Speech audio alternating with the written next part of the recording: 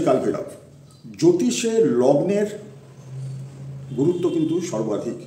আপনি জীবনে অনেক উন্নতি করতে চাইছেন কিন্তু পথে বিবিধ বাধা, তাহলে আপনাকে দেখতে হবে আপনার লগ্ন এবং আপনার লগ্নেশ ঠিক আছে কিনা, বলবান আছে কিনা।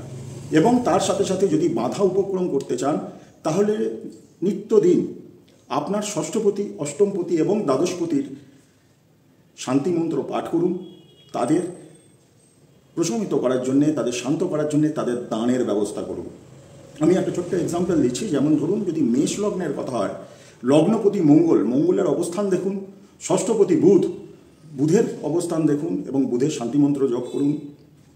অষ্টমপতি মঙ্গল নিজেই এবং দ্বাদশপতি গুরু বৃহস্পতি।